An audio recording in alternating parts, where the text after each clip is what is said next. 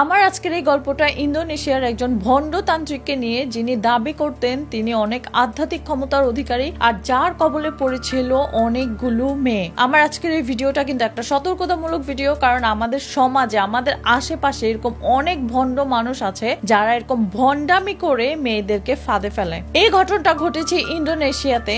ইন্দোনেশিয়ার একজন ফার্মার মানে কৃষক তো গ্রামের মধ্যে থাকতো, তার একটা আখের ক্ষেত ছিল। তো সে একদিন সকালবেলা তার গরু নিয়ে ওর আখের ক্ষেতে গরু চড়াতে গিয়েছিল। তো এই সময় হঠাৎ করে কিছু একটার সাথে সে ট্রিপ করে। তো ওই সময় ফার্মারটা একটা জিনিস দেখলো ওর আখের ক্ষেতের মধ্যে, ওটা দেখে ওর কাছে একটু উইয়ার্ড লেগেছে। তো এই কারণে ও নিজে চেক না করে ও ওই সময় আরো কয়েকজন গ্রামের মানুষ ডেকে এনেছিল। তো ওই গ্রামের মানুষগুলো সহ ওই মাটির স্তূপ থেকে মাটিগুলো সরাচ্ছিল। আর সরানোর পরে দেখে ওই সময় ওদের দিকে তাকিয়ে আছে একটা মেয়ের চেহারা এভাবে। তো এটা দেখে ওরা অনেক ভয় পেয়ে গিয়েছে, কারণ ওই সময় ওরা বুঝতে পারছিল মেয়েটা মৃত, কিন্তু ওর চোখ খোলা। ওখানে এরকম মৃতদেহ পাওয়ার পর তারা সাথে সাথে পুলিশকে জানায়। তারপর যে লোকাল পুলিশরা আছে তারা আসার পরে ওরা ফাইন্ড আউট করে যে এই মেয়েটাকে। তারপর একটা পর্যায়ে ওই মেয়েটার পরিচয় জানা যায়। ওই মেয়েটা ছিল 21 ইয়ার্স এর একটা মেয়ে, যার নাম ছিল ডিউই।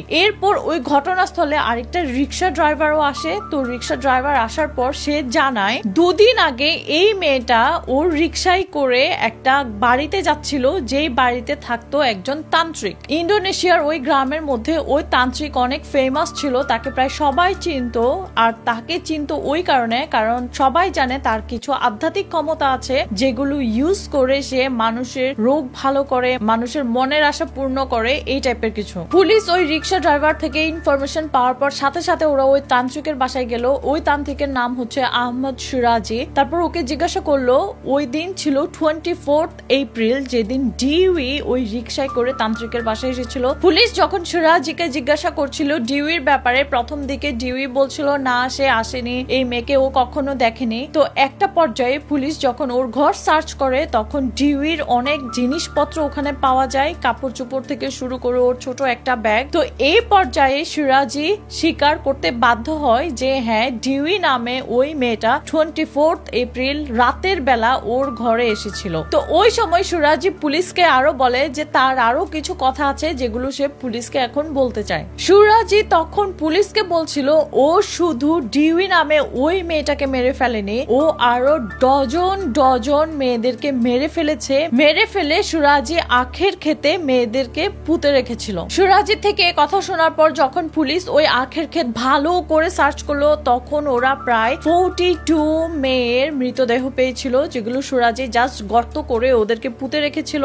এরপর পুলিশ ধারণা করেছিল যে নিশ্চয় আরো অনেক ভিকটিম আছে যাদের মৃতদেহ ওরা এখনো খুঁজে পায়নি। তো ওই মুহূর্তে পুলিশ তো সিরাজিকে অ্যারেস্ট করে। আর সিরাজিকে যখন ট্রায়ালে নিয়ে যাওয়া হয় তখন একটা ভয়ঙ্কর কাহিনী বের হয়ে আসে। সেটা হচ্ছে এই ঘটনা প্রায় আরো 11 বছর আগে থেকে, তখন ছিল 1986। সিরাজি একদিন স্বপ্নে দেখেছিল তার মৃত বাবাকে, আর তার মৃত বাবা ওই স্বপ্নের মধ্যে তাকে বলছিল সে যদি 70 জন মেয়ে মানুষের থুতু খায় তাহলে তার একটা আধ্যাত্মিক ক্ষমতা হবে। আর সিরাজি স্বপ্নের মধ্যে ওর মৃত বাবার আত্মা ওকে আরো এটা বলেছিল ও এই কাজ করলে সিরাজি কখনোই মারা যাবে না। তো এই স্বপ্নটা দেখার পর সিরাজি প্রায় 3-4 দিন চিন্তা করছিল। সিরাজি একটা পর্যায়ে মনে করছিল আমি কেন ট্রিক করে মেয়েদের থেকে থুতু নিতে হবে, আমি জাস্ট ওদেরকে ট্রিক করে আমার ফাঁদে ফেলে একটা পর্যায়ে ওদেরকে মেরে ফেলবো, এরপর ওদের থেকে থুতু নিব। এরপর সিরাজি ওই গ্রামের মানুষদেরকে বুঝাচ্ছিল ওর কিছু আধ্যাত্মিক ক্ষমতা আছে,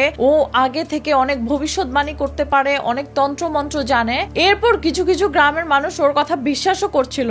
এরপর সিরাজের নেক্সট মুভমেন্ট ছিল ও মেয়েদের কাছে গিয়ে বুঝাতো ওর অনেক আধ্যাত্মিক ক্ষমতা আছে, ও মেয়েদেরকে অনেক সুন্দর বানিয়ে দিতে পারবে, তারা কখনো বৃদ্ধ হবে না আর অনেক টাকা পয়সার মালিক হয়ে যাবে। তো অবভিয়াসলি সিরাজের এই কথাগুলো অনেক মেয়েরা বিশ্বাস করেছিল আর রাজিও হয়েছিল সিরাজের কাছে যেতে, ও যেভাবে যেভাবে বলে ওইসব কাজ করতে, তাহলে ওরা একদম সুন্দর হয়ে যাবে, কখনো বৃদ্ধ হবে না, অথবা অনেক টাকা পয়সার মালিক হয়ে যাবে। যেসব মেয়েরা সিরাজের কথা বিশ্বাস করতো ও এরকম মেয়েদেরকে বলতো তোমরা যখন আমার কাছে আসবে তখন যেন সন্ধ্যা হয়ে যায়, আর যখন আসবে কাউকে বলে আসবে না। তো এরকম মেয়েরা যখন রাত হয়ে যেত ওরা কাউকে না বলে সিরাজের কাছে যেত, এরপর সিরাজে ওই মেয়েকে নিয়ে ওই আখের খেতে যেত, ওখানে ও একটা গর্ত করে রাখতো, এরপর ওই গর্তের মধ্যে মেয়েটাকে বলতো যে তুমি এখন গর্তে ঢুকো। মেয়েটা ঢুকতো, এরপর সিরাজের চারপাশ থেকে মাটি দিয়ে ওই গর্তটা চাপা দিত। ওই সময় জাস্ট মেয়েটার মাথা বের হয়ে থাকতো। এই সময় সিরাজি কি করতো, একটা রশি এনে পেছন থেকে রশিটা গলায় পেঁচিয়ে মেয়েটাকে মেরে ফেলতো। যখন মেয়েরা মারা যেত তখন সিরাজি মেয়েদেরকে গর্ত থেকে বের করতো, এরপর ওদের মুখ থেকে থুতু নিয়ে জমা করতো, এরপর আবার মেয়েদেরকে আবার ওই গর্তে ঢুকিয়ে রাখতো। আর ও মেয়েদেরকে এমন ভাবে গর্তে ঢুকিয়ে রাখতো যে ওদের পুরো বডি মাটির নিচে, মাথাটা মাটির উপরে, আর মেয়েদের মাথাটা থাকতো সিরাজের ঘরের দিকে মুখ করে। সিরাজের ঘর ছিল ওই আখের ক্ষেতের থেকে কাছে, আর সিরাজের টার্গেট ছিল এরকম করে 70 মেয়ে মানুষকে মেরে ফেলা। তো ওই 42 মেয়ে মানুষের মৃতদেহ পাওয়ার জন্য আর মেরে ফেলার জন্য সিরাজের যে পানিশমেন্ট দেওয়া হয় সেটা হচ্ছে মৃত্যুদণ্ড। 2008-এ সিরাজের মৃত্যুদণ্ড কার্যকর করা হয়। তো এটাই ছিল আমার আজকের গল্প। আজকের গল্পের মধ্যে কয়েকটা জিনিস নোটিস করলে দেখবেন, আমাদের মেয়েদের একটা উইক পয়েন্ট হচ্ছে আমাদের সৌন্দর্য।